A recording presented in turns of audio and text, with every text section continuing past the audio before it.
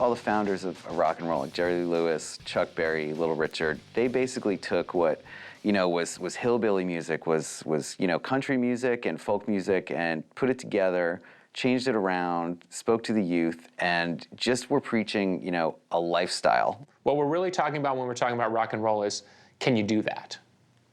And rock and roll is always at the leading edge of, can you do that? And AC/DC stepped right into that. They brought that into the modern age. Those guys are their heroes. It wasn't, the pop crooners or anything like that. It wasn't being a pop star. It was being an outlaw and living that life. And so bands like the Stooges, like AC/DC, they give you a sort of comfortable way to look through a window that you don't necessarily want to look through for too long. And when that window shuts, you know that the circus moves on. That ball of dust rolls on.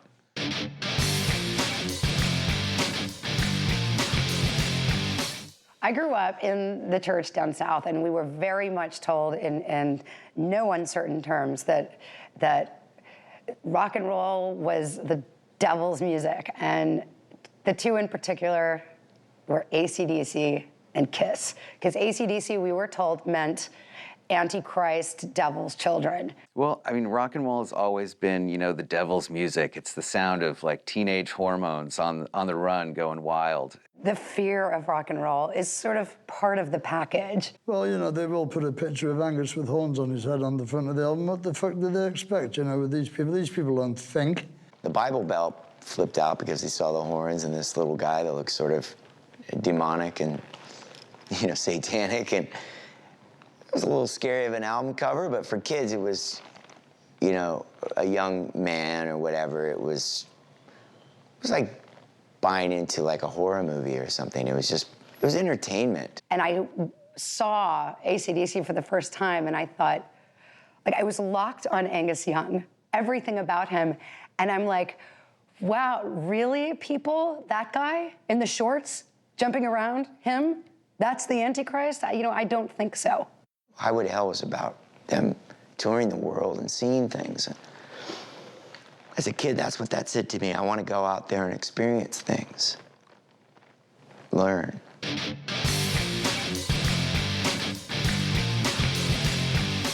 Grew up a huge Kiss fan, also hugely into AC/DC. Bands like that always kind of made you feel you were part of their army, you were part of their team. I went to a show when I was 14, and it was Metallica and Guns N' Roses playing, and the audience, literally just took all of the lawn and threw it away, and it was exploded. It just was gone, and I was like, yeah, these are my people, you know what I mean? It's all right, this is where I want to be. I remember we were all 13 years old, and we were hanging out drinking beer, and went up to the Garden to see Kiss and walked out of that show, and I feel like I was set on a path from that night that I've never strayed from.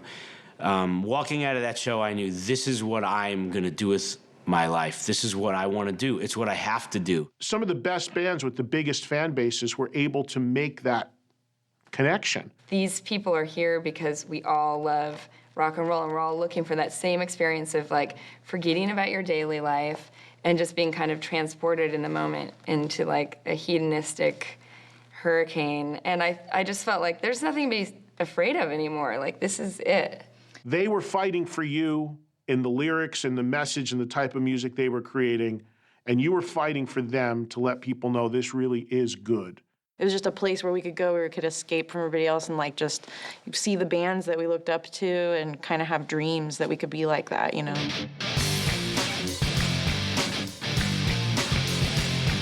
When I first heard AC/DC live on stage, I really didn't know what to expect. I'd never been through that kind of thing before, and it really, I think I'm scarred for life. When they came up on stage, the first song I heard them play was Live Wire. And Cliff and Phil start out very innocently, and then Malcolm kind of kicks in, and then all of a sudden Angus starts playing, and this wall of sound came at me. The hair on my arms stood straight up, and I was standing by the soundboard, and I literally kept backing up and backing up and backing up until I hit the wall on the far end of the club. I stood in front of the speakers before I was wearing earplugs, and the feel was like somebody was pushing a tank into your chest. I mean, it was like The Who 4 times over. I mean, it was just, you know, it did blow me up against the wall.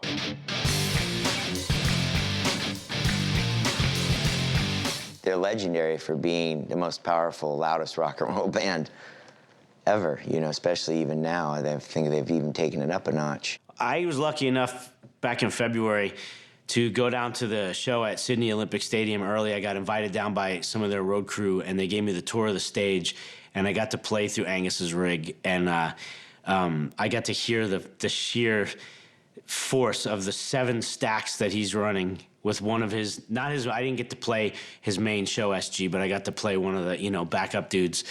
And it was pretty mind-blowing to plug into that. You know, we're always trying to figure out ways to make it louder. But the loudest bands are the bands that are the purest and simplest to form. And so it is a band like AC/DC that is able to achieve the maximum force and volume because of the way that they play. It was almost like getting tattooed. Like I felt like my ears were being tattooed permanently by that show because it hurt, but it was great. And the best vibe you get is after a show. Whoever you've seen, Pantera, Soundgarden, whoever has the volume turned up, and you see all these happy zombie faces walking through the parking lot at the end. What, dude? What, dude? What? They're all deaf and happy. They're happy, deaf, mute zombies, and nothing's better. Loud is better. Trust me, kids, it's true. You won't be sorry.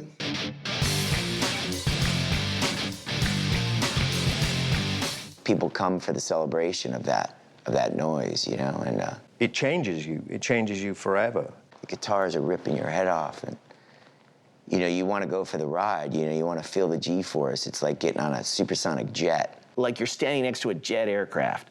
Your face is pushed back and your hair is blowing, and I think I cried twice. It was like I was losing my mind. it's probably the most exciting feeling besides sex. The most exciting rock and roll band ever. I was standing next to Slash. We were literally standing next to each other watching that show. And both of us were banging our heads like two 16-year-olds, yelling at each other. How do they do it? How do they do it? You know, when AC/DC gets on stage and they look out and they see 20 or 30 or 40, 50,000 people, that energy is a celebration together. That's the beauty of it. You know, the rock and roll celebration.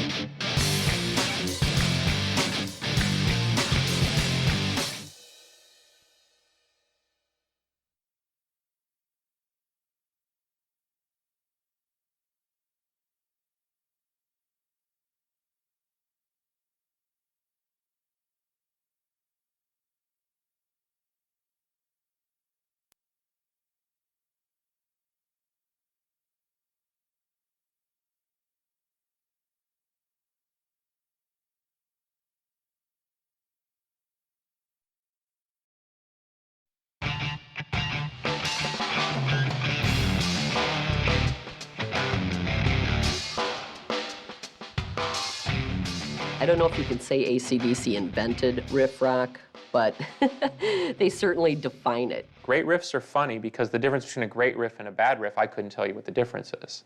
Other than the great riff you want to hear for 4 hours, and the bad riff, after about 10 seconds, you're like, okay, got it. Riff rock is very different from, let's say, you know, something that's more of a note-based arrangement.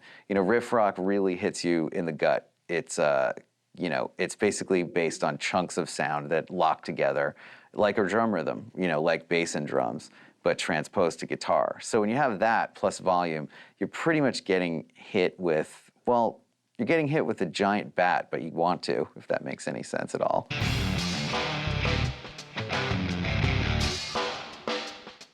Once you hear that riff, that's it. You're hooked. It pulls you in. I've had instances with my band where I'll have a pretty good riff and we'll just play that riff for 30 minutes, just play the riff over and over again. And you keep waiting for it to get old and it just doesn't. It's the hook in the mouth. That's it. Resistance is futile. Let the hook grab you. Let it take you. You just dare someone to not bang your head a little bit or tap your foot or do something when you hear an AC/DC song.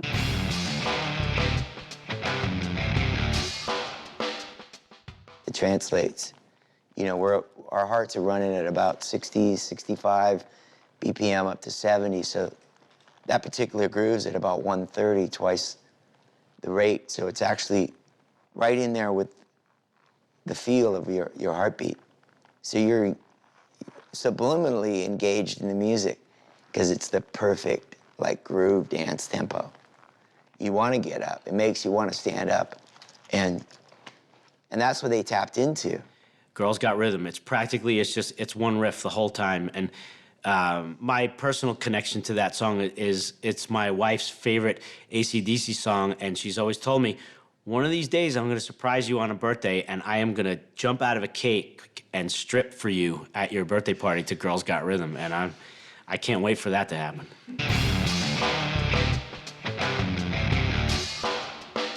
The two greatest riff masters, really, to me, are AC/DC and Black Sabbath and Tony Iommi. It hits your ear, it goes to your heart, and down to your lower regions, because it's very sexual if it's rock and roll, and then down to your feet, and it takes you someplace. Iommi was these big, gothic, dark riffs for ages, but Angus was the let's pop a beer and party riff master. I mean, if you want to kick somebody's ass, just put in an AC/DC song, you know? I mean, it works.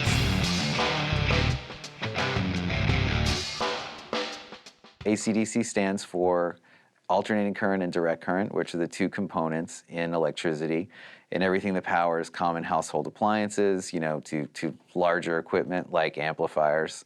And there really couldn't be a better metaphor for this band, because on the one hand, you have the direct current, which is Malcolm Young, whose guitar rhythms are the pulse of the band. You know, they're constant, they sort of set the tone, set the time, and then on the other end of the current, you've got Angus Young, who's oscillating wildly, just like the alternating current does within the wires. So there really couldn't be a better moniker for what's going on. The Youngs were like two heads on one body. There's something about the way those guys play together that's pretty fascinating. It's like a subliminal thing, and the two brothers only know the voicings of the other guitar. It seems telepathic. You know, the chemistry between the Young brothers is incredible, and it is like a tennis match with the rhythm going back and forth. And it's like the most exciting kind of tennis match where one player is hitting these long baseline strokes from the back and the other one just keeps running up to the net, serving and volleying. They're so enmeshed with each other, the way they play back and forth, I would think it has to come from the fact that they've been doing that since they were little kids. One of them was making the bed, and the other one was making a mess out of the living room.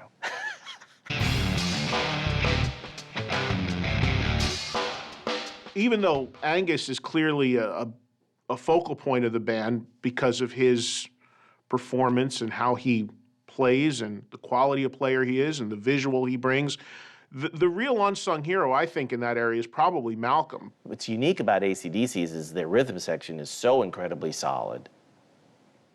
Cliff and Phil Rudd and Malcolm, especially Malcolm on rhythm, that it allows two characters to be at center stage. AC/DC, Malcolm. When people talk about the greatest guitar players of all time, and of course you've got all the people they always mention, whether it's Hendrix and Page and, you know, people like that. But to me, Malcolm belongs on every top guitar player list because he's incredible. Like, people don't understand the fact that because, well, I get it. Because he's not the guy running around and he's not Angus, people aren't focused on that. But he's the guy that wrote all those songs. You can think it's all about up here, but it's really the guy in the back. And it's interesting because I've watched AC/DC live and I'll just watch Malcolm. And his thing is like, it's all right here, buddy. Malcolm is just keeping it all together back there. In some ways, that is more rock and roll than anything else that's going on. Because he doesn't give a shit what you think. He's totally confident in what he's doing and he knows it's real. He doesn't have to have a big guitar sound. He's just back there killing. If you watch Malcolm on stage, he's beating himself to death with that Gretsch, you know. And Angus gets to move around and he gets some fresh air up his shorts and that, you know. He's a lot more refreshing position, you know, whereas Malcolm, is beating himself to death, man. I've never seen a man work so hard in my life. One time, Motley Crue were recording in the same studio as AC/DC in the late 80s, and Tommy, befriended the band, and he wanted to buy one of Malcolm's guitars from him, and just because, he was such a huge fan, he wanted one. So he did, and, Malcolm has everything sort of adjusted, and basically Tommy said that no matter what he did to this guitar, it only sounded like AC/DC, which is just classic. Malcolm's always been the guy for me. That's why when I got my Angus tattoo, I couldn't get Angus without getting Malcolm. I mean, you can't have one without the other to me. You have to have both.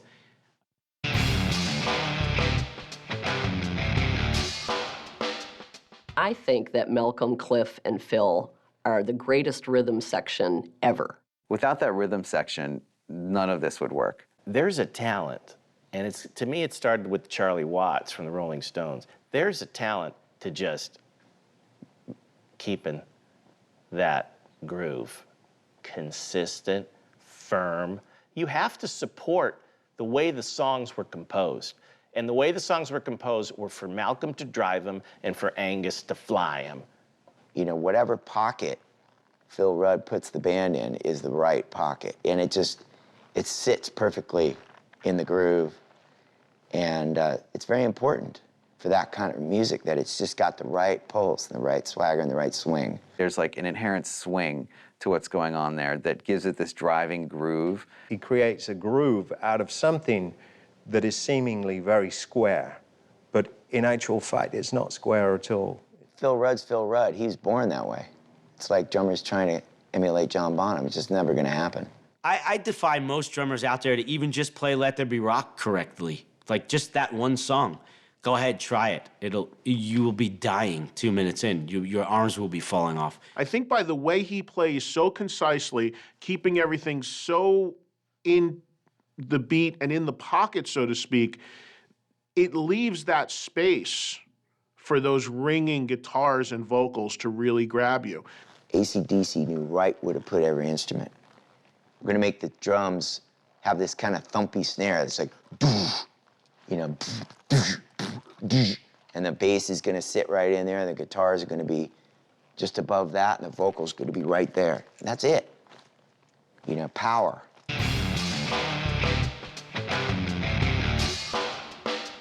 No matter what period you're talking about, what album, what era, is just the ability when you hear their music that everyone does the same thing, just starts to go like this. 4 on the floor. The kick drum rides the whole way through. Boom, boom, boom. You could go to a dance club right now in Las Vegas, Nevada, and that same kick drum would be there, even though it's done by a DJ, and it's the pulse, it's the rhythm of our heart. There's just a classic thing that goes from their music directly into the body that makes you want to rock out.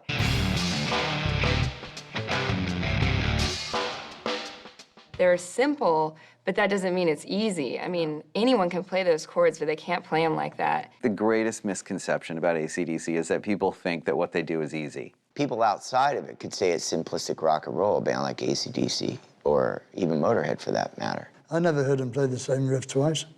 So everyone who said that, fuck you, But the subtleties of what goes into playing that kind of rock and roll is the beauty of it. And that's what I love about AC/DC's music is that it's so simple, yet you can't do it. They absolutely groove, they absolutely swing, and at the same time, they pound you over the head.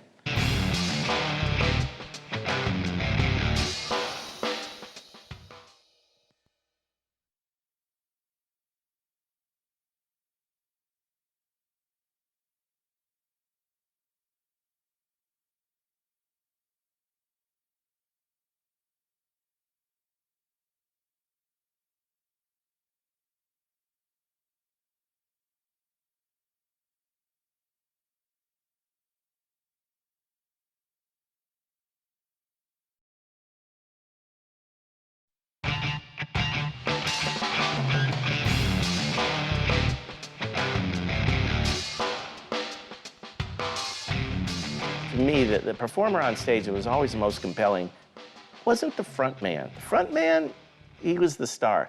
the guy with the mystique, the guy that had the weapon, was the lead guitar player. It's interesting because AC/DC is one of those few bands where the front man is not the lead singer. Even if you're Eddie Van Halen, sometimes you're going to be second fiddle to Dave. You know, even if you're Slash, you're going to be second fiddle to Axl. But I always felt, and you know, maybe disagree with me if you want to, but Angus was bigger than Bon, and Angus was bigger than Brian. Angus is so mysterious. He's just a really mythological creature. Angus is what everybody's going to see.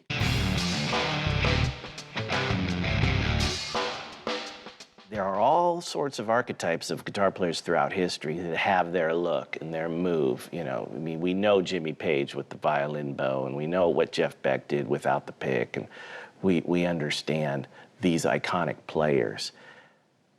The thing about Angus Young was no rock guitar player was ever presented in the package that he was presented in. When he puts on that school uniform and straps his guitar on and gets out in front of that audience, I told him one time, I said, "You are the rock god." And he said, "I'm not the god, I'm the monster." Here's a kid in a schoolboy outfit wielding a weapon. You know, Ace Frehley's guitar spit fire. You could do anything with the guitar if you had an imagination. Angus didn't do anything to his guitar. He garbed himself to disarm you. He can't hurt us. He's just a little kid. It allows him to regress and be a 6-year-old, throw himself around the stage, kick around, and yet play these vicious solos. It seems to bring both his most uninhibited id child also, and bring into contact a master skilled musician who's basically toying with you in complete seeming abandon, but he must be in control because he wouldn't be able to play that well. So how is he able to do that? The most recent AC/DC tour, I asked Angus if he was going to be wearing the uniform, knowing full well the answer I was going to get, but I wanted to see what he was going to say. And he said, well, you know, at this point in my life, he said, I understand that wearing the schoolboy uniform might seem strange to some people, but can't play without it, can I? You know, so it's almost like his Superman cape. I still love it. I mean, I would hate to go to an AC/DC concert and not see Angus, God bless his soul, not wearing a schoolboy outfit now. He's approaching, what, 30? Well, from what I understand about Angus, I mean, he's backstage, he's drinking his English tea and, you know, relaxed. He puts in his, you know, he turns on his persona. You know, in his personal life, he's a pretty quiet guy, self-admitted, you know, that he shuns publicity. You don't see him on the red carpet. Like, the whole band, for that matter, they just don't do any of that stuff. And he's almost saving his energy. I guarantee that probably the moment Angus gets up in the morning, his whole day's spent just reserving the right amount of energy for what he's got to do when he goes on stage. You put him in that schoolboy suit, and the man, he's a wild man. And so when he puts on the uniform is when he engages, and all of a sudden his adrenal glands open and he becomes Angus Young, AC/DC guitar player.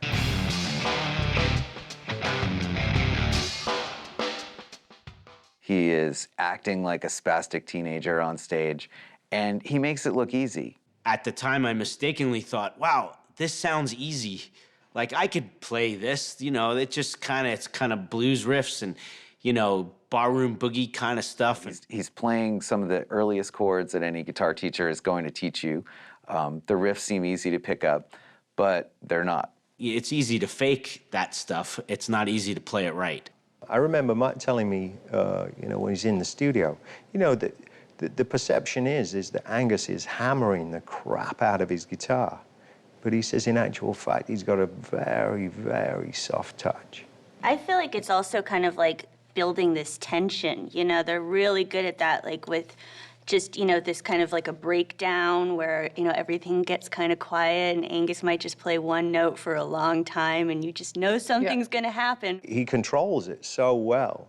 And just, you know, you think it's full on, but really it's his use of dynamics and just being able to entice the audience in a way where he'll bring it right down, and there'll be like an audience, you know, like an audience participation, or people start clapping or whatever. And it's just how he gives them just enough. And the whole band are able to do that. You know, they've got this push and pull, and you really feel it.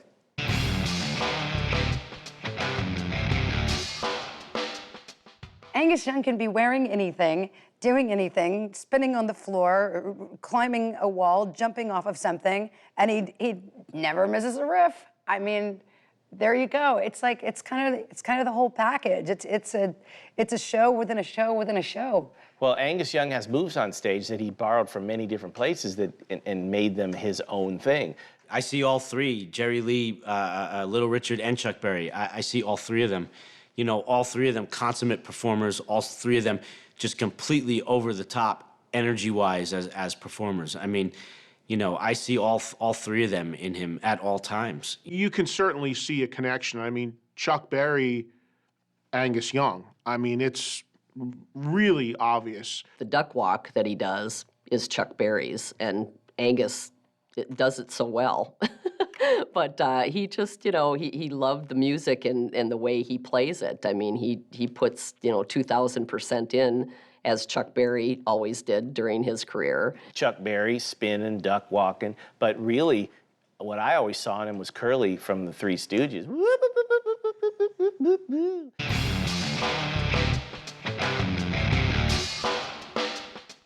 When Angus and Malcolm were kids and Malcolm was in a band, and Angus was just, you know, starting to play guitar, Malcolm's bandmates used to come to the house to pick him up, and they would always have to come in and go through this routine with Angus of watching him play. And Angus would strap on his SG and plug it in and run over the bed and over his dressing table and all over the room. And he never played any chords, he just played lead. And then he'd stop and say, well, what do you think? And they'd say, oh, that's great, Angus, that's great. And they had to do that every time they came to pick Malcolm up. He once said that, you know, he can't really play unless he's moving. B.B. King could probably sit all the way back with his giant guitar and bend the string all the way to the top of the guitar neck and everything. But with Angus, he's got to throw his body into it. He's got to like put his shoulders into it, give it some elbow grease. And that's part of his whole performance style.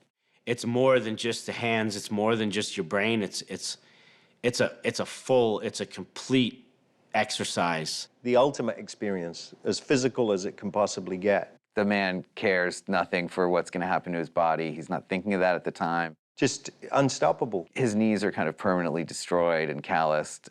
He's got chips out of his teeth from hitting the headstock of the guitar and the tuning pegs while he's been spinning around. He's in the coal mines. He's hammering away from note one till the end of the show. It's never easy. And you're sweating through the gig with him. And that's part of the bond. He's got you down in that coal mine with him.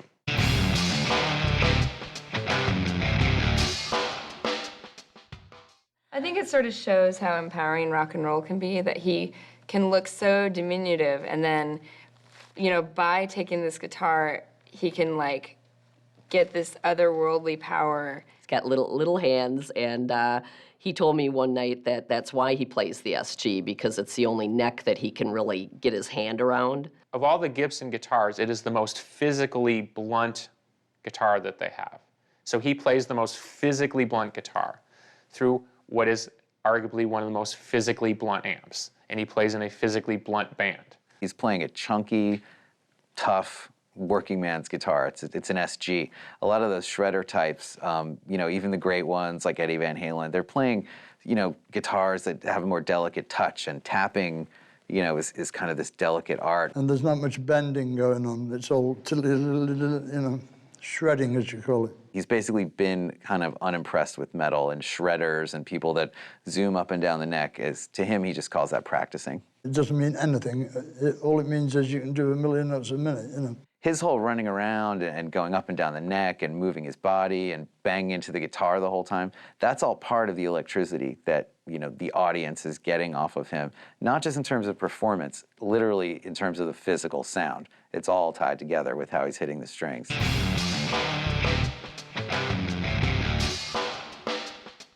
What I hear when I listen to someone like Angus Young play is I hear a fantastic musician. He transmutes these songs through that weapon of his. And by the time you're deep into an AC/DC show, he's shirtless, he's sweating, he's standing on risers, and he's as big as Eddie Van Halen ever was on stage. And yet he started in knickers. Angus is 10 years older than me, and I've seen him twice in the last year and a half, and he's still on fire. He's still running around on stage like there's a pit bull chasing him. I mean, he still doesn't stop. He's just pure energy. He's probably in better shape than most 25-year-olds, that He runs around for 2+ hours, sweating the whole time, and then it's done. Gives it all that he has and leaves it on the stage. If he's still doing it, then I'm still doing it. He's always been my barometer. The fact that he can do that to this day for over 2 hours, I don't know how he does it.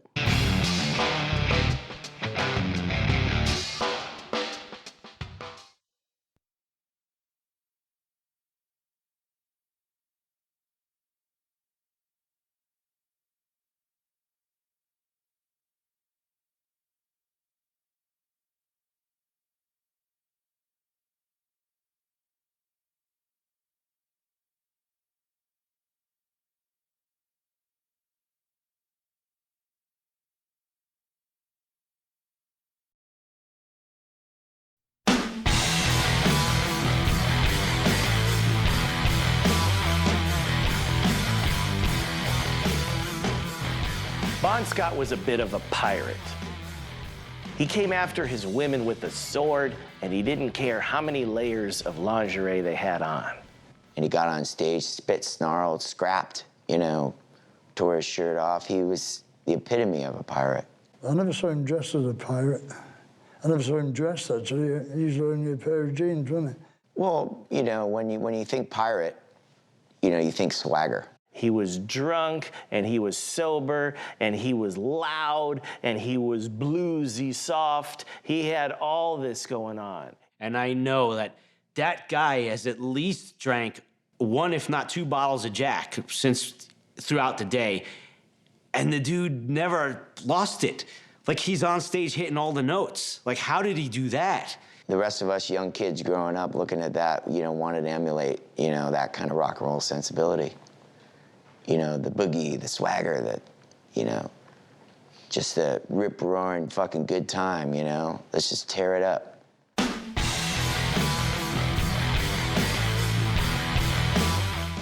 He was great, Bon. I mean, he had that voice. He sounded like he was fucking somebody while he was singing. You can hear the charm ooze through the microphone. You can hear the wry smile. You can hear the twinkle in his eye. He was really howling in pain. And that's a beautiful pain, a drunk man's pain, a party man's pain. What Bon could do so well, and what Brian Johnson could also do, is pretty unique in singing. It's incredibly hard to do. It's incredibly strenuous. And what they were able to do is take what a normal person would consider their speaking voice, sort of a mid-range, comfortable area, and take that up almost a full octave into male falsetto and still do that powerfully. Because people can do falsetto, but the sheer power that both of those singers are able to project is completely, off the charts, unusual. It must have just been in his voice because it's almost impossible to sing like that. So he must have just been able to do it without trying. Neither of those guys were trained, but they, I think in a sink or swim kind of way, learned to project in that way and, kind of maintain their vocal cords as much as they possibly could. You add on top of that they're both smokers and drinkers, and we're talking about superhuman talent here. I can't really think of many singers before Bon Scott where it sounded like the guy was singing at maximum volume every line. I mean, if you took a band that was sort of comparable in the time, say Aerosmith, Steven Tyler did not sing like that at that time. He'd occasionally kind of go there. Bon Scott sang every line like it was his last. You get this ominous whisper, you get this like screech, you get this kind of just, mischievous laugh, if that's even possible, within a singing voice while he's telling this incredible story. I've never heard anyone like that.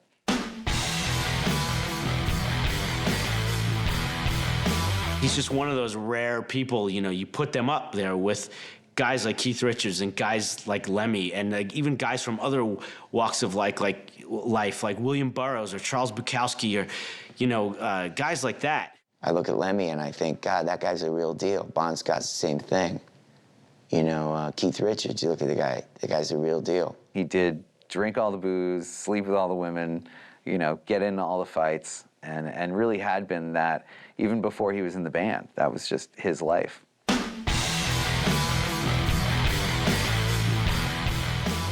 As far as a lyricist, I mean, way ahead of his time.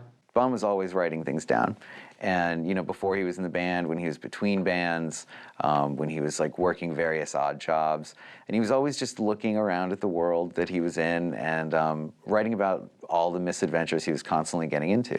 So when he got together with the band, he just had this treasure trove of lyrics going on constantly and was also adding to those adventures basically every single day. You know, he'd hear a phrase or he'd hear a comment, he'd write it down and use it in a song. So he was always collecting things and listening to people. He was a rock star just living and like working as a fisherman or, you know, hanging up posters for no money around a small town. You put that guy in a touring rock band, I mean, you've got like material for the ages.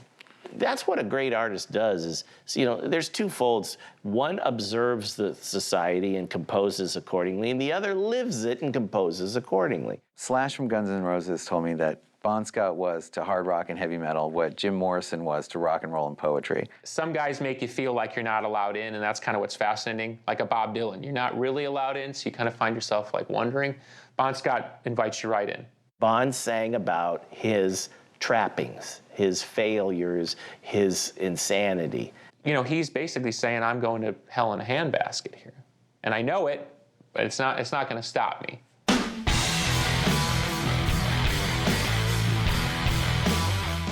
Bon was definitely the ringleader of the AC/DC circus and the master of ceremonies and, you know, the band Lothario, just put it all together. You can tell he's out for trouble, but you can also tell he's a very lovable guy. It's a very interesting dynamic. I think Bon inspired everybody to have a good time, not only the band, but the audience, to not take things too seriously because life is short. And he did teach the guys to, you know, he told Angus, go out there and be a big kid. He's like kind of like, you know, a kid that's going to kind of, you know, get in trouble, but you're never going to really get mad at him. The guy who would, you know, disappear from one gig and show up like 3 days later with no shoes, no shirt, you know, bottle of booze and some really great lyrics for a song. And of course, there's that great moment where they ask him if he considers himself a rock star, and he just kind of looks up and says, no, but sometimes I see stars. And clearly he was a rock star, and clearly there were times he saw stars too. I think that Bon definitely would have been a fun guy to party with, without a doubt. I explained the story about having my 16th birthday, and you know, part of me wanted to go join in with Bon, but at that point, you know, the rest of the guys in the band wouldn't really let me, you know.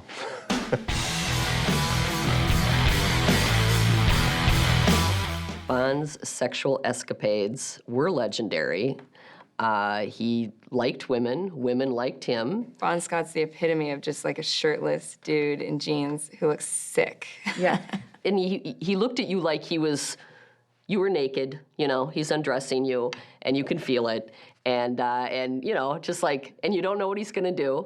You know, I think I would hide my daughter, but back in the day, I might have done the man. I mean, what do you think, Andrea? And supposedly he tried to do more than one activity a day. Can you think of anybody better to teach them? Actually, 3 girls in one day was a trifecta. They're going to do it sooner or later anyway, you know, what are you going to do? And I'm sure he enjoyed the groupies. I'm not trying to say, you know, he wasn't into that. But I feel like you can really tell that he loves the rock and roll, too, and the music and his band. Like, you can tell that he loves being in his band. When he joined AC/DC, I mean, he'd been around the block literally a couple of times. He'd been through a near-fatal motorcycle accident. And he knew how good AC/DC was. He knew he had hit pay dirt. And I think he never stopped being grateful of the position that he was in, and he enjoyed every single second of it. Toward the end of Bon's life, the touring was hard on him. This wasn't a guy who was looking for longevity. He had been on the road for like 13 years by the time AC/DC was really taking off with Highway to Hell. It's the beautiful curse being an artist. And yeah, how do you sleep at night when you're writing songs and have 5,000 ideas? I think it makes, it's pretty logical, whether it's good or not, that people end up hitting the bottle or like several other things. And God bless us all that we'll survive. And it really sucks when people don't. He couldn't live at that pace anymore. He knew it was either stop or die. But Bon embraced that. You know, he would say in interviews that the bad food, the loose women, and all the booze and traveling was actually what was keeping him, you know, fit as a fiddle. Well, he did make it. The trouble was somebody left him in a car overnight. He definitely didn't think he was gonna, you know, sleep in his car that night. I don't know why he slept in his car, but he, you know, he felt probably when he laid down that he's gonna wake up the next day and everything would be fine, because it's just how he lived his life. You know, I mean, how many times have we been in a situation where, you know, a friend gets, you know, gets over the top, and you just go, well, you know, just sleep it off, just stay there. And, you know, it was seemingly very innocent the way that it went down. Bon's official cause of death was death by misadventure. Death by misadventure. Because, you know, it's just a fucking adventure, the whole thing. I mean, rock and roll is an adventure. You know, when you think about all the great rockers that died at 27, Hendrix, Janis Joplin, Jim Morrison, Kurt Cobain, there was nothing passive about these artists. They went in eyes wide open into the battlefield of rock and roll.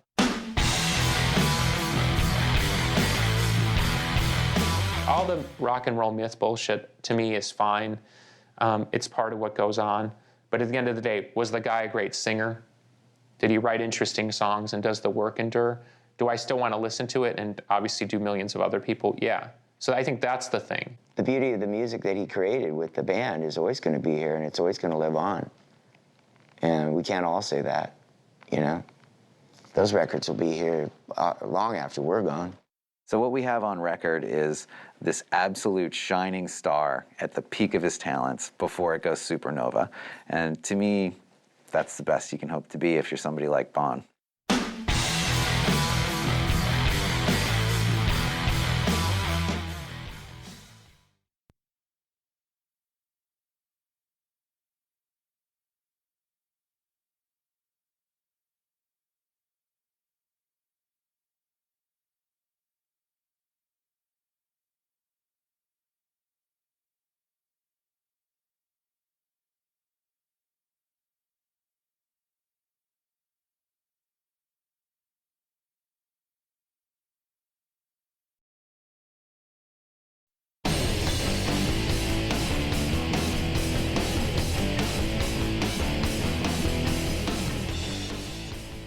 AC/DC hasn't made the same record over and over. They've made one great AC/DC record over and over. I went out and got all the albums that I didn't have. And I listened to those albums incessantly. And they really were an album band. As a kid growing up, for me, that was the biggest moment of my life, was going to the record store and going to the record bin. And, you know, I knew everything down to where they recorded the album, to what producer, you know, did the record and what label it was on. And, you know, I mean, that was the fun part about buying albums. I believe that Atlantic Records established itself so in the new album business that people used to come in and they go, what's new on Atlantic? It was a different culture back then. I think people, they didn't necessarily buy a lot of records, and the ones they bought, they listened to a lot. A lot of those record clerks heard a record, liked the record, would turn a customer onto a record. You know, you would put on the record and you would go into this journey with the band. There was sort of a sacred oath that seemed to go on. When you bought the album, you'd sit there and look at the cover for an hour and listen to that record. There was a different absorption process. You could put on Highway to Hell, and any song on that record sounds just like the first time you heard it. It doesn't work like that with most bands. I mean, God, those albums are still classic. Just, you know, they play every day. I have it in my car right now. And I had it in my car before I got asked to do this interview. the reason why bands like AC/DC and Led Zeppelin and Van Halen have these timeless recordings that sound so good 30, 35 years after they were made is because they sound essentially live. You want to hear Angus's guitar. You want to hear Phil Rudd's groove. You know, going back to the Bon Scott songs, you know, every song, it's just like, okay, I get it. I love this. The 5 records that they made with Bon, to me, are like, that's the Bible of rock and roll. They've obviously gone on to be a great singles band, but for me, the Bon Scott era of the band was about the albums. I said, don't think singles. They're not a singles band, okay? They're a band that's gonna play stadiums and play rock and roll. They got these great licks, man. It's Chuck Berry meets Little Richard meets, you know, this is great music.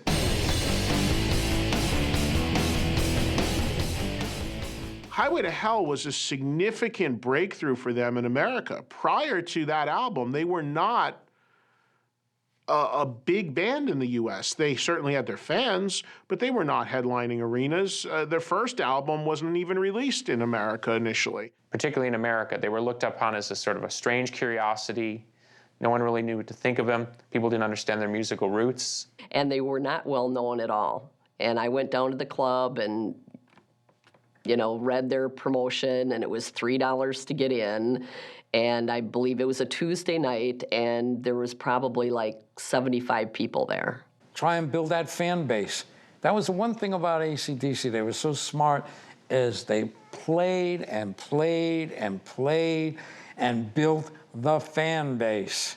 They were not one-hit wonders. They were the real deal. Of course, in the way things happened, AC/DC, the Antichrist, Devil's Children, are playing at the famous Whiskey A Go-Go, and the Knights in Satan's Service were there, Kiss, and Gene Simmons, who I love, he asked them to go on tour with them. When, for instance, they were going to do their first American tour with Kiss, I mean, that was a lot of money. We had to write a big check. You know, they were getting paid $100 a night to open up for Kiss. Well, who's going to pay for their hotels and who's going to pay for their transportation? And Atlantic and myself really came to the table, and they know we did. They were traveling around in a station wagon with a 3-man crew when they opened for Kiss. I had visions of when I used to play in my band, and we all used to pile in a car all cramped up and this and that. And I made a decision right then and there. I said, I'm going to support these guys. They're out there killing themselves to make it. They're going to make it. And we did. Every bit of respect that they've earned along the way, they earned the hard way. Nobody gave it to them. The fact that they've become sort of a musical icon is kind of curious, because I think even if you told them that in the 70s, they wouldn't have believed it. It's always hard in hindsight when you look at the history of a band to think, how could AC/DC be playing in bars and no one be paying attention and no one think, oh my God, these guys are going to have the second best-selling album of all times? It was just a matter of time and obviously the making of the right record that I knew they were going to happen.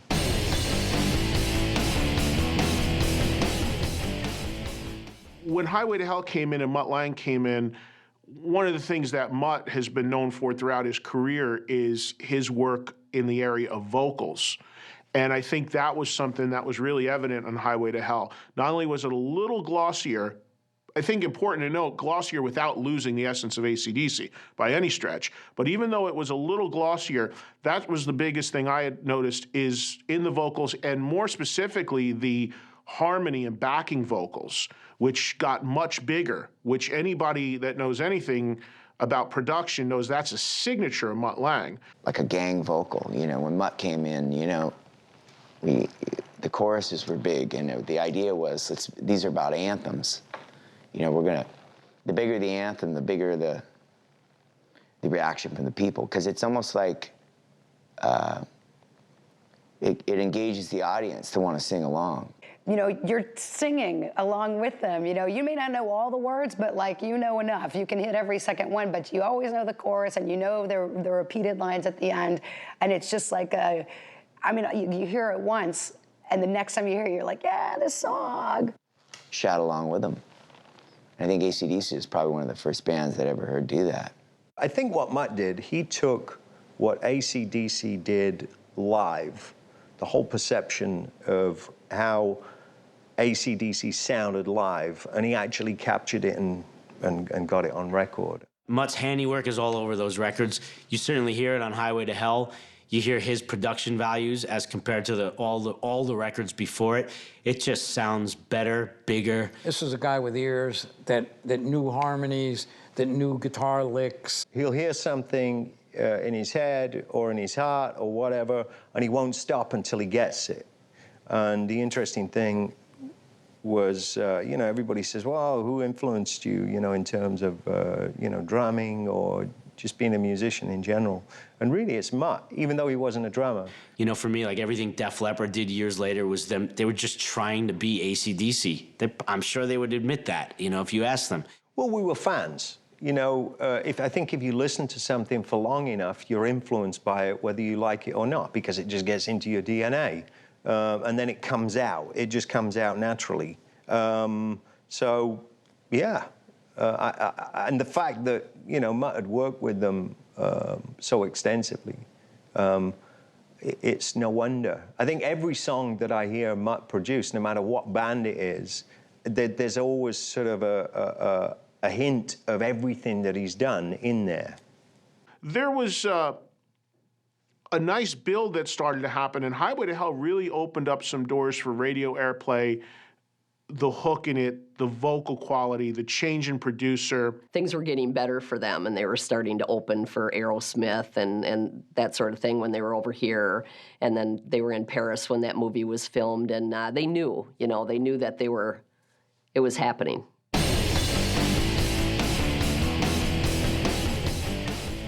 AC/DC's goal was to always blow away their headliner when they started opening for people. And again, it goes back to playing in bars where if you weren't great by the first 35 seconds, you were probably going to get injured. The problem is that, you know, bands like Led Zeppelin and Black Sabbath and Deep Purple and what have you became like this like rock and roll royalty where you couldn't even touch them. And, you know, there was no access, you know, you couldn't identify with him. Like some guy sitting playing keyboards, he's got a manor somewhere in England. It's like, whatever. If you get around to people like Yes, they got very ponderous, you know. There was a lot of that then, though. Pomp and circumstance, you know. Rick Wakeman, King Arthur on ice. On ice. That's freaking wonderful.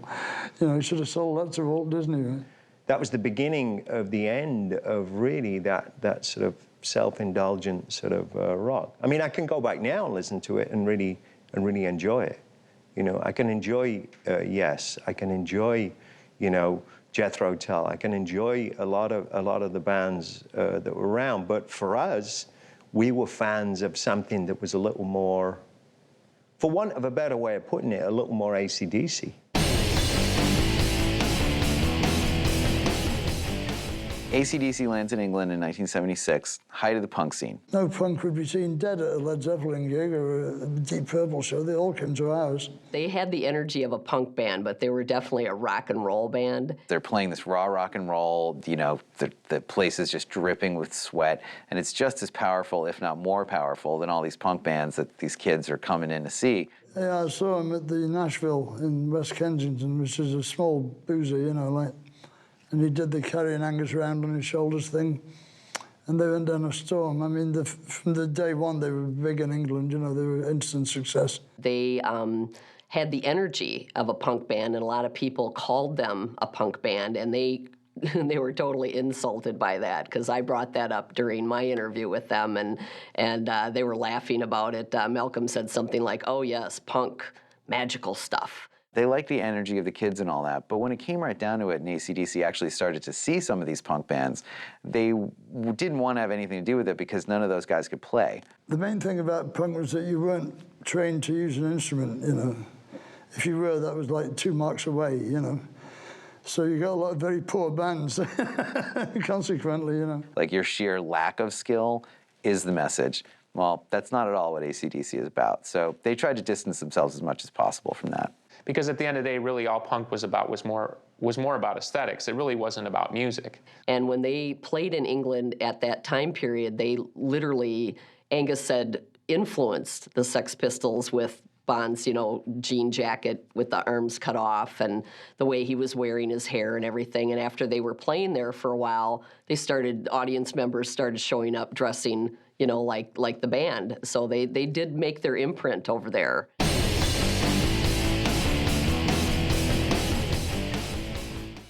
When you're in a band, your ambitions change. Like, as you cross one ridge, another one shows up through the fog, and you have to get up that one.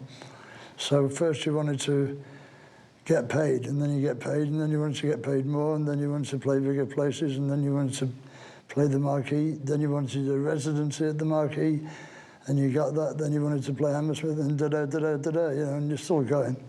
There's always another mountain to climb. Yeah, it took them a while. They did start out playing at the Red Cow in London, and then they finally worked their way up to playing the Marquee. And pretty soon they packed in over 1,000 people into the club every time they played. They had people waiting in line to get in, and they took England by storm, definitely. I think we were really influenced by seeing how AC/DC did that. And it was just mayhem. I mean, I've never, ever experienced an audience just going completely bonkers like that, and we were like, well, we want to do that. By the time the band filmed Let There Be Rock in '79 in Paris, the band was selling out all over. Their shows were sellouts, and the airplay was, Highway to Hell was coming up the charts, and they were really at their pinnacle with Bon. There was no big show back then. They didn't have any big pyro, and they didn't have the big Rosie, and they didn't have any of that. You just had 5 dudes on stage. And then it was all, it was all about Angus and Bon. It was just those two guys' personalities were so massive that they were already, reaching every person from the front to the back. It was just undeniable. You couldn't go to that show and not just be, mesmerized by the two of them. Opening up for AC/DC, it wasn't just the fact that you were opening up for them. It was like you get probably the best seat in the house every night. You get to stand on the side of the stage, and it was like a lesson in how to do it every single night. Every single night, without fail, they delivered. There was never any question.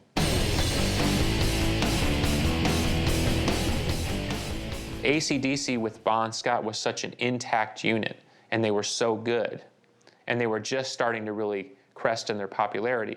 When Bon died, and everybody said, "Oh my God, what's going to happen?" But it was, it was different than Led Zeppelin. Led Zeppelin, when Bonzo passed away, right away I heard, they'll never replace him. It's over. That's that. Who knows what's going to happen with AC/DC at that point? Oh, well, just happened to go and record one of the biggest albums of all time. It's a pretty crazy story. With AC/DC, when Bon Scott passed away, I heard, no, we're going to go on. We're going to find another great singer. And sure enough, man, I didn't think they could ever beat it, but they did. Brian Johnson is incredible. Maybe had the same spirit as them. And so in that way, they were able to replace Bon by getting somebody who was in line with the spiritual essence of what they were, as opposed to trying to sort of just say, we need somebody who sings like Bon. He's like a big kid in the candy store, literally. And the thing that they love so much about Brian is, they were in shock when they were auditioning people, and Brian came in and made them laugh. And maybe that was the genius of what they did. They just went with their instincts. When they called Brian to audition for the band, Brian thought it was a horrible joke and hung up on the first call. He thought it wasn't funny, and then when he did go to London and audition, he fit the band so perfectly, and that's what's so remarkable about Brian, not only being able to, to carry the torch for Bon and sing his songs and the new songs that Brian helped write, but Brian is so much like Bon. Brian Johnson has said that when he was hired on and was trying to write lyrics and nothing was coming to him, he really did have a few moments where he felt Bon was in the room, where all of a sudden, the lyrics to Hell's Bells came flowing out of him. He was like drinking some whiskey and boom, song was done. And that's kind of the way this record really went. Brian sings on Back in Black, and he wrote the lyrics, but Bon is all over the album. They had the music already written. So in a weird kind of way, Bon was very much part of that album, even though he wasn't there.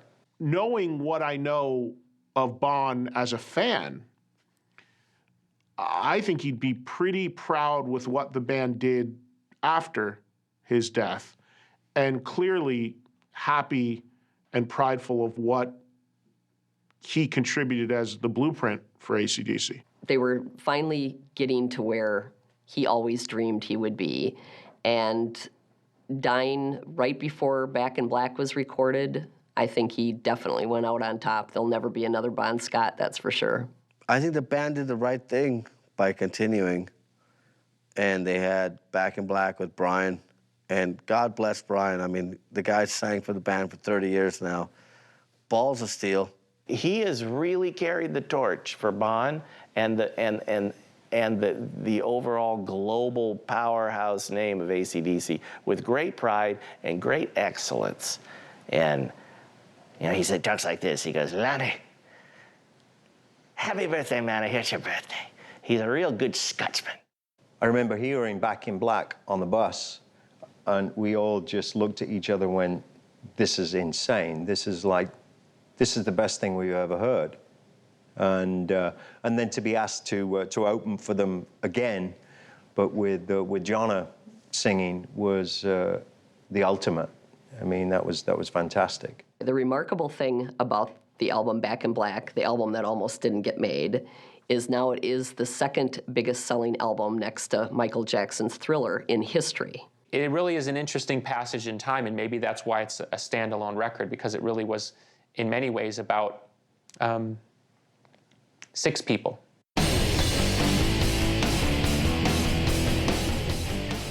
The biggest thing about AC/DC throughout their entire career, even to this day when they're one of the biggest bands on the globe, to me, is they're relatable. They are like their fans. They never put themselves out there in a way that's you can't connect with. Gene Simmons said, never trust a great-looking band. Kiss, for an example, the band was this larger-than-life entity.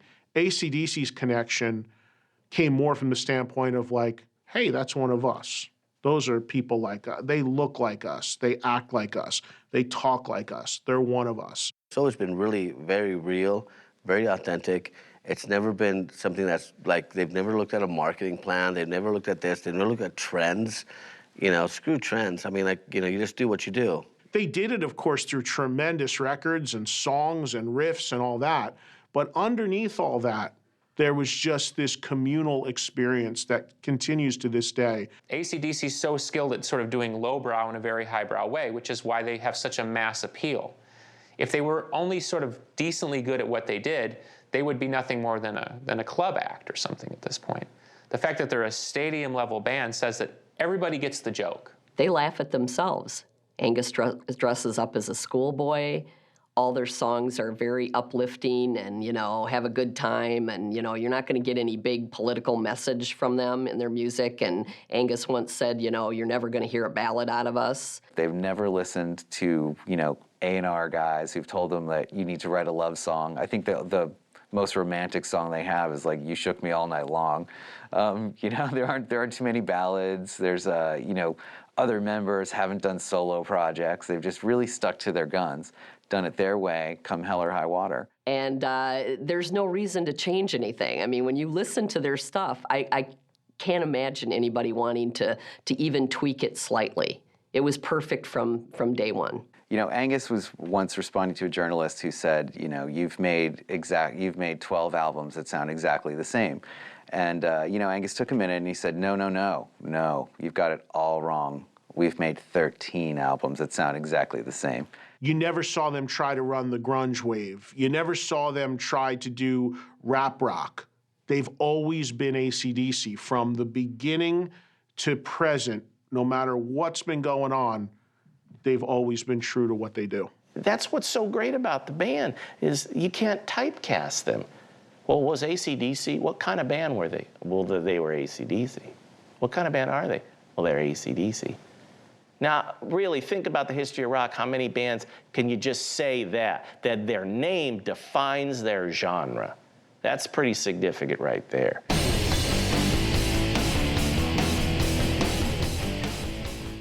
Has started out pretty much from the first record and sounded like they sound now. You know, and it's not that they can only do one thing, and it's not that they never got better, it's that they were always that good. From the moment I, picked up a pair of drumsticks, they were it. They were such a big part of, what I do today. They started it all, really. If it wasn't for Malcolm and Angus, I'm not sitting here in this chair talking to you guys about AC/DC, because I never would have started a band. I wouldn't have become the guitar player I became. Who knows what I would have gone on and done with my life, but I certainly wouldn't have started Anthrax and had this as my career and my world and my life if it wasn't for Malcolm and Angus. So, I mean, I know that's a lot of shit to hang on somebody, but it's true. I mean, they are directly responsible for my career and the world I live in. AC/DC are one of the best things that ever happened to rock and roll. Without them, it would have been a very much normal place, and that's not what rock and roll should be about. Live forever, boys. Do what the fuck you like. I'll be behind you. Kind of says it, doesn't it? It's like the title says it all. Like, end of story. It's like, let there be rock.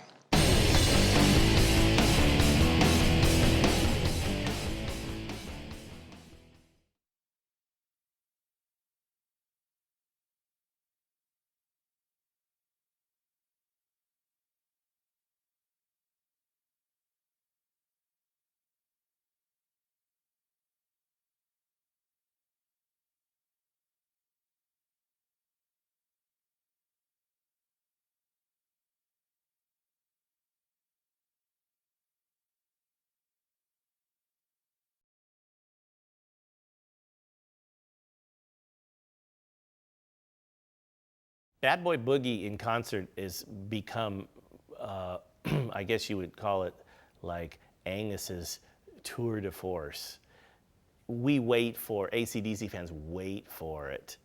And when it comes, it's almost cliche, but he does it so good that he solicits the same reaction. See, this is where he's satirizing the rock star. The great thing about AC/DC, especially Angus's approach to everything, is you really think I take this stuff seriously? Oh, I'll play your ass off, but no, you got to understand, my tongue is so firmly in cheek, I can't even get it out of my mouth.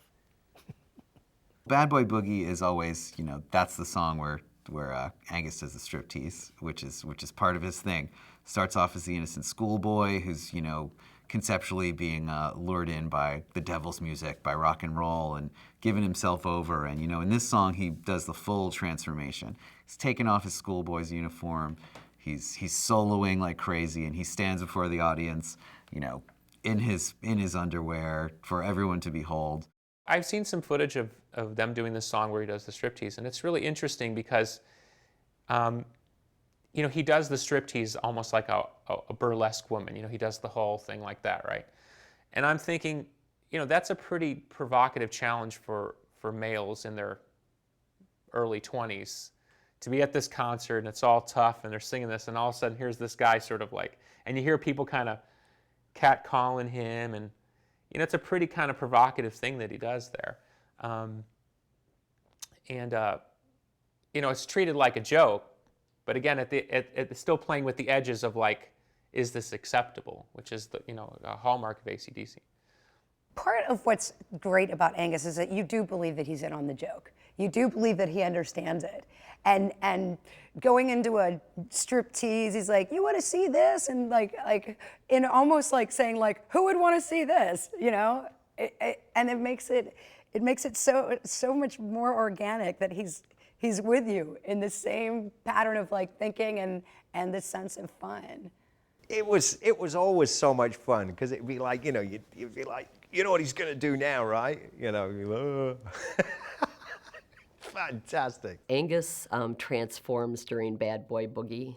he comes out and he's, the little schoolboy strutting around and playing the song. And it's just so funny because he's this little schoolboy and he turns into, this striptease guy that's taking his clothes off in front of the whole audience and mooning the audience, which now he wears underwear. Many times he didn't. And I've seen way more of Angus than I ever wanted to see, and so have thousands of other people. And he just, he tries to be this sex symbol, but a lot of times he'll, literally take off his shirt and blow his nose into it and toss it off the side of the stage because he doesn't take himself seriously at all. He laughs at himself probably harder than anybody does. Strangely enough, I might be the voice of dissent. I might be the 180-degree guy on this one because I never really got the striptease and the mooning. For me, I didn't care. Personally, for me, I play a guitar solo, do something, play another song. It's something that I really never got. And the fans would go crazy when Angus would moon them, or then later on have the Union Jack. But I was like, really? I'm not getting this. I'm not getting what everyone else is getting here. Why are people going crazy because Angus is kind of like shimmying around the stage and then pulling his shorts down? I wanted more music.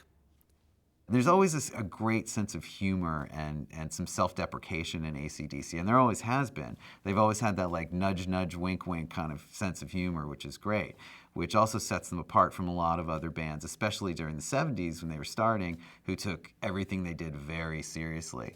So this whole striptease thing, when he blows his nose into his clothing, probably in a very adolescent way, referencing the boogie part of the song, all of that is very part of their attitude and makes them even more endearing.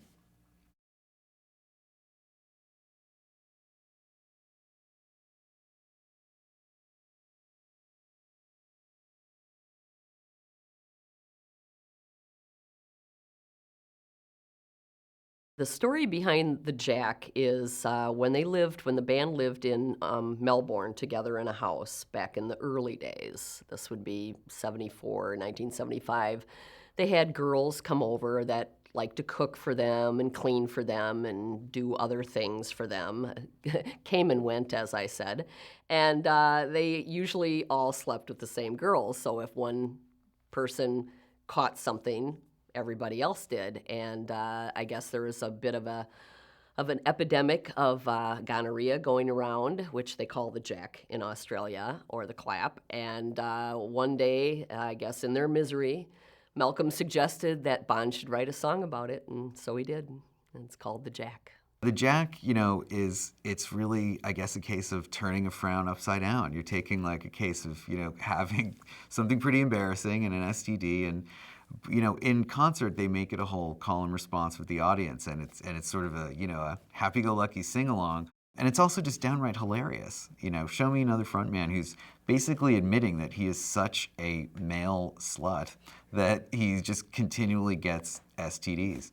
As a kid, I didn't know what the Jack was. I knew what VD was, and I think maybe I had heard the clap, but the Jack obviously was slang from their neck of the woods, so. It added, it was a new vernacular. So it was as kids, we were like, wow, what's the Jack? What's that? What's that? Well, the first time that I heard them perform the Jack, it was in the club in Wisconsin back in 1977. And Bon starts out singing, I've Got a Case of Gonorrhea, to the melody of Maria from West Side Story. And he grew up on show tunes. Bon loved to sing along to show tunes. Obviously, he knew the soundtrack to West Side Story quite well. And he adapted that to the beginning of I've Got a Case of Gonorrhea, was sung as, the opening lines to Maria in West Side Story. And then he got the crowd to sing along to I Got the Jack. And, to a bunch of dairy farmers, that was not a small feat. I was impressed with that. I can remember our first tour of England, and we all met up at the local clinic. So it kind of reminds me of that time. It was so funny because you think about those days in the 70s, what what rock stars were able to do, and the worst thing that would happen was they'd like go get a shot, and you'd be better. Like, it's insane to think about. Like, that's the world we used to live in. That was definitely a slower song too. It was more of a shuffle, and that shuffle made for such a great rhythm for that song. Dun, dun, dun, dun, dun, dun, dun, dun. It was like a striptease too, like a striptease feel with that kind of, you know, that southern boogie with a lyric behind it like that. Gave you the sense of the emotion of what he was trying to say. You know, here you have this slow shuffle groove under a lyric like that. You know, that kind of just paints the picture. You know, the whole way they set it up.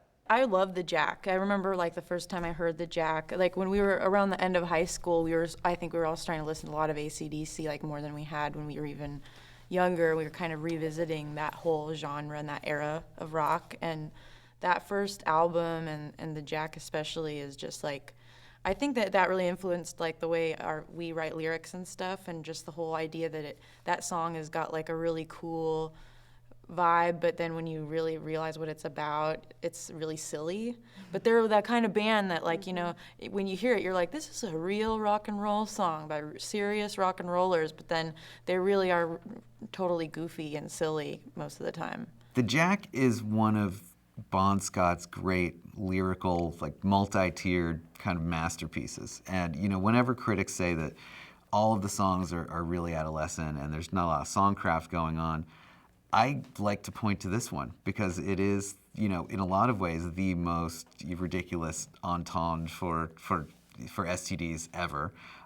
But there's a real skill to how many different metaphors and mixed images he has going on through the various verses. There's different versions of that song too. There's actually 2 different sets of lyrics to that song, which I always thought was interesting too. There's one that's way more, it sounds like he's talking about poker, but he's really not. And I always love that. I always loved his way with the lyric in these songs because as an innocent bystander, you may think the guy's just singing about a card game.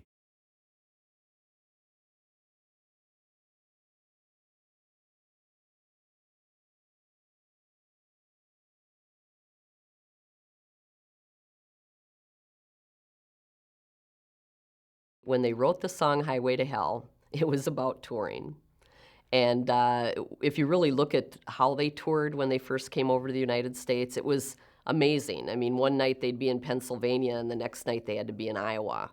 And they were on the road all the time. And they wrote Highway to Hell. Angus always made a joke about that it was for the fact that, you know, when you're sleeping and your lead singer's feet are 2 inches from your face, that's hell. Oh, Highway to Hell. That was taught to us in the most literal terms, that the AC/DC, the Antichrist, Devil's Children, were coming to lead us down the actual highway into hell. And it was very frightening as a child. And it was like they were going to be our tour guides, our Pocahontas, directly into the lake of fire. That's what we were taught. Highway to Hell, I mean, massive anthem, just huge, giant chorus.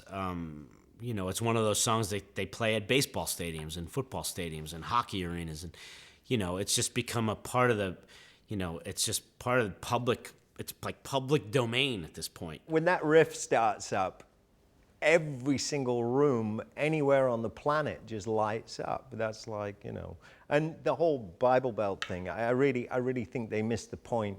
I don't care if it's misinterpreted. I don't care if they think it's a message from alien beings from fucking Arcturus 5. I don't care what these people think, because they'll think it anyway. So screw them, you know. Yeah, it's amazing to me that anyone ever had a problem with that. Me not being, you know, of a religious upbringing, it's just, it's almost cavemanish to think that people had a problem with a song title and or lyrics and would actually take the time to protest that.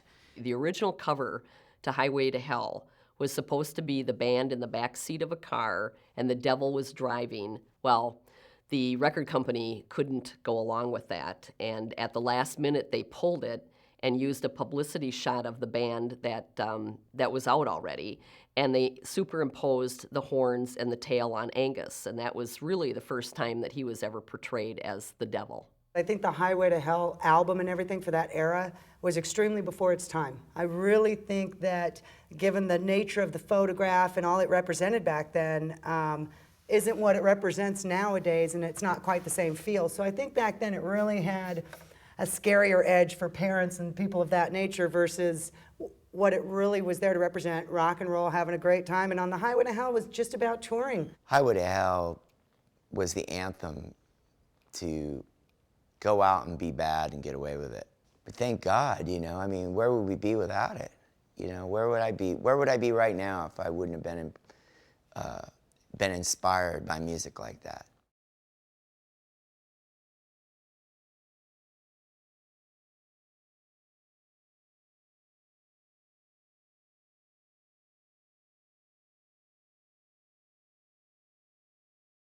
Oh my gosh, the story behind Whole Lotta Rosie was there was a very large woman from Tasmania that used to come and see AC/DC all the time, and I believe she was upwards of 300 pounds. Folklore says.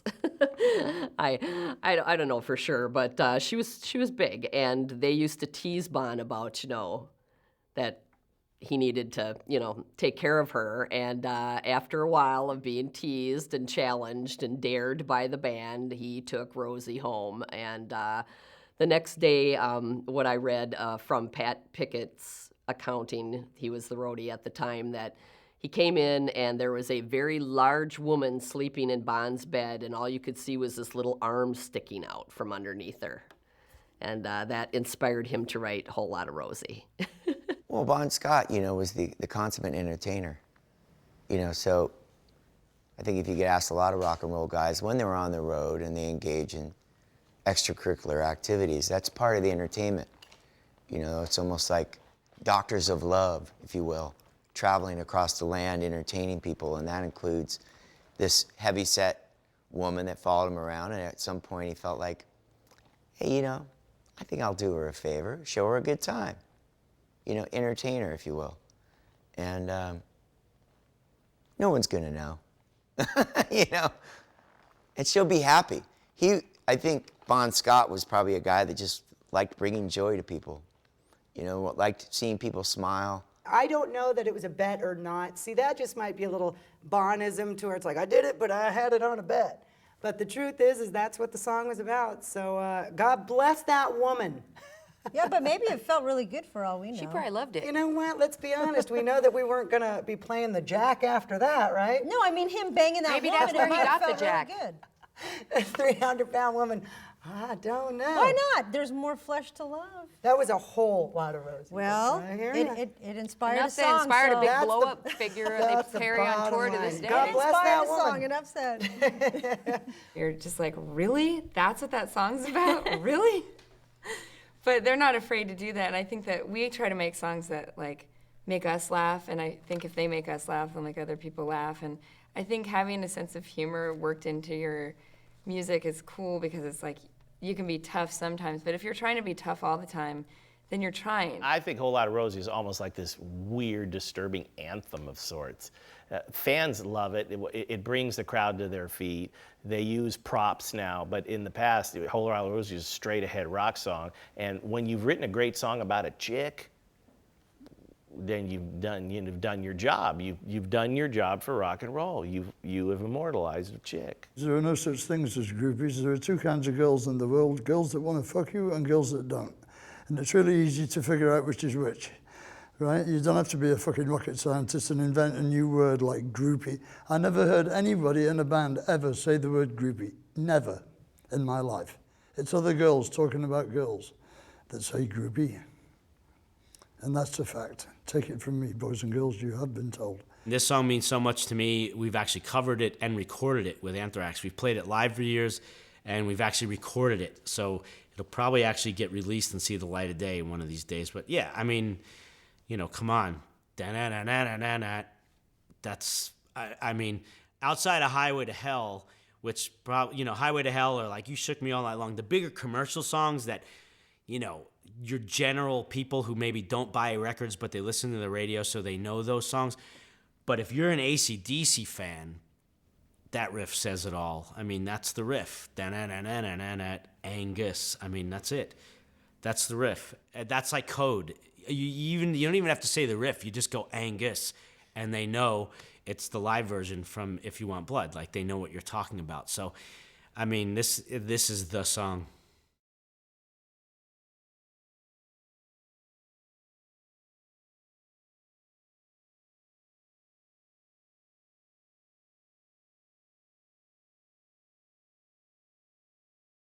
Rocker is very, very blues-based, you know, Chuck Berry, Jerry Lee Lewis kind of rock, and I think it's just a great example of the type of music that they know how to write, and they're geniuses at it. Well, it's interesting because in that particular time period, that's what they used to encore with. So here they play all these other songs, and yet they end with their simplest song. Now, I've been in that situation where you've played a whole concert and you want to play an encore that just seems to have a little bit more. So in AC/DC's world, the more primitive the song is actually the heavier song. So they go to a more primitive way to play at the end, and that's how they end their concert, with the simplest, stupidest lyric. I'm a rocker, I'm a roller, da-do-do-do. That's it. It gives you a lot of insight into their psychology. They never want to get too far off the bone on the Chuck Berry. Anything else gets a little too arty. There's something about that straight ahead thing that is the essence of their power. Back even before he had a wireless guitar, and Barry Taylor, who worked for the band, had to feed the cord as they were going through the crowd, but Angus, you know, loves to get in with the people and let his fans touch him, pat him on the back, you know, get close to him. And you'd think, you know, at his level now that he comes out on a walkway now, but he never worried about going out into the crowd. He was always, you know, he wanted to get right into the middle of it. And I think that was always so fun for the audience to actually see him do that. I remember the first time I saw them at Nassau Coliseum, and he was probably within 4 feet of me on, you know, the roadie's back when he came by. And we were trying to get close just to, like, get a hand out, or, like, I don't know why, really. Like, what did I want? I wanted his sweat on me. Like, but you're not thinking. You're just like, holy crap, he's right there. And, like, you're trying to get in, and everyone's rushing, and there's security guards knocking you on your ass, and it didn't even matter. You know, you didn't care. It was like a badge of honor to show up at school the next day and say, I almost touched him, and some guy knocked me on the floor. Like, get out of the way, kid. And yeah, nowadays, yeah, it's sad to say, I think it's probably something that you wouldn't want to do. Not just, I think that because something would happen to Angus or anyone else, but I don't think crowds these days know how to control themselves and act at concerts, and someone's going to get hurt. They're a band of the people, AC/DC. You know, they're working class. They're like, you know, they understand that. They understand that working class sensibility. So to go out there, you know, a small man as he is, you know, a little guy with a guitar and some really big balls. Opening for Iron Maiden, they're telling us, watch out because people their crew guys were telling us, people sit way up in the seats, and the junkies sit up there, they get high, and then they throw the hypodermics at the stage. We're like, what? You know, like, great. Like, I got to look out for hypodermic darts while I'm playing. Like, yeah, people are not smart. It could be crazy out there in that audience, and some of those fans could be rabid, you know, want to take a piece of Angus with them. But I think, like I said, just engaging the audience to become part of that show, that celebration of AC/DC. It's just one of those songs, and it's so up-tempo, and it, you know, it just, you know, it really allows him to, if he's losing his mind at this level, then the rocker just takes it up a little bit more, you know. It's always been one of my favorites, and certainly, yeah, it's where Angus really lets it all hang loose.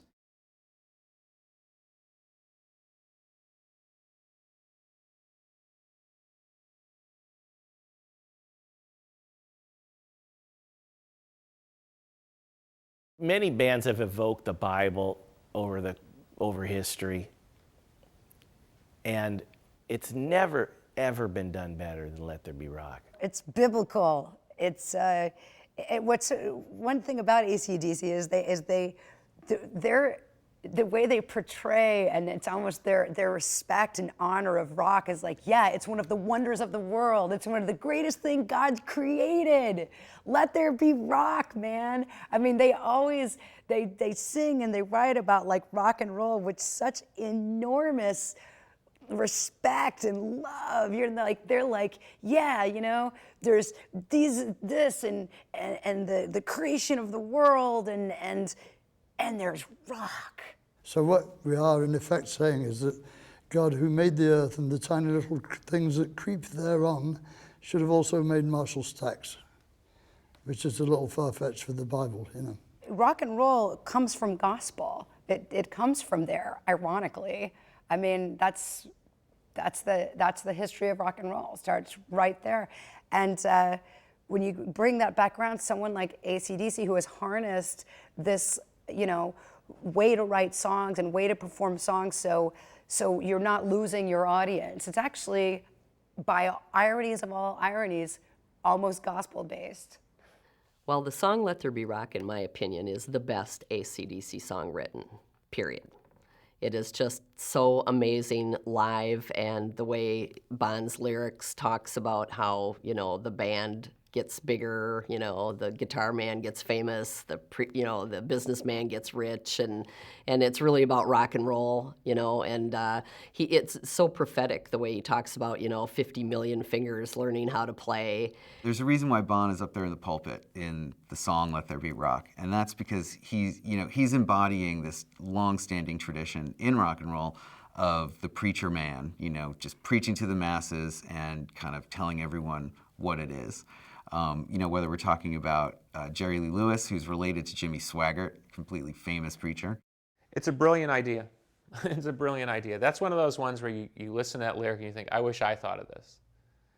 Because any punter in the world gets it. Let there be rock, you know. But the use of the Genesis idea that somehow God and rock and roll are tied together, that this is a divine thing that's happening. This is meant to be.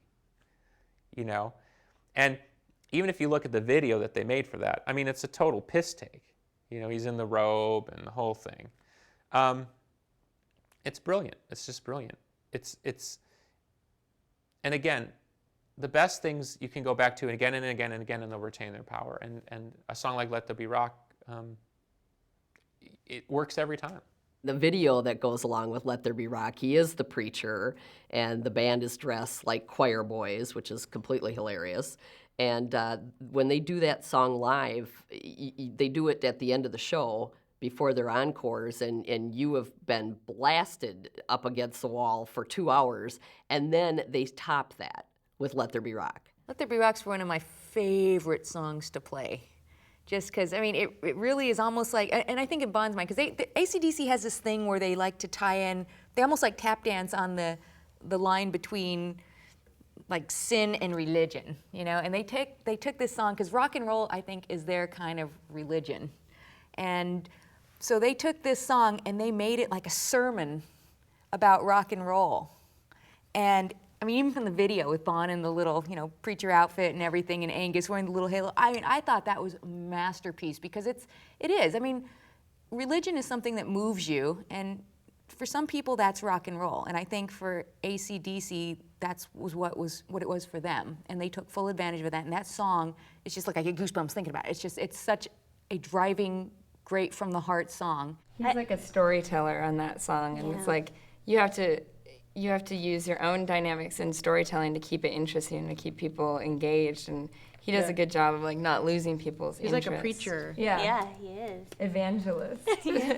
I feel like also, I mean, something that, speaking of that song especially, is that, you know, so many bands, like, they focus on the chorus, and the chorus is the thing that catches everyone, and it has to be great, and it does. But I feel like they're very good at making such catchy, amazing verses that you know, it makes the whole song like, you know, so many different kind of catchy parts, and that really is important. Yeah, that one's like fast the whole time, but that one also has their like the classic dynamics and like and a huge like explosion at some point where you're just waiting and waiting in anticipation. And yeah, I also think that's one of those songs that like, you know, people are afraid to cover and people are afraid to, you know, take on because of the way, it's not just how great the band sounds, but you have to be a certain kind of singer that Bon was to like pull off that kind of a lyric and those kinds. I mean, you have to have a lot of audacity and a sense of humor for that to come out right, you know, or you could just sound like an asshole. But that's one of those songs that only a certain person can sing. With Let There Be Rock, it's definitely such a mover in the fact from AC/DC themselves that the fans totally eat that up. But again, as a band, it enables you to play it so many ways. If you listen to AC/DC, they're playing it, you know, their live way, their studio version. There's so many ways, as many of their songs. But again, it allows you such freedom musically, and it really expressed what they were looking to express so much. So definitely one of the favorite explosive songs. We usually do that as an encore, you know, to bring that out and have the finale feel, because again, everybody really has that emotional feel towards that song. It definitely attaches itself to everybody for different reasons like that. For me, it pretty much encompasses everything that AC/DC is about. The riffs, the weird song structure, Angus's the crazy solos, Bon's lyrics. It's just such an anthem and deserves to be. To me, everyone should listen to that song and put down their Bibles. The world would be a better place. Let there be rock.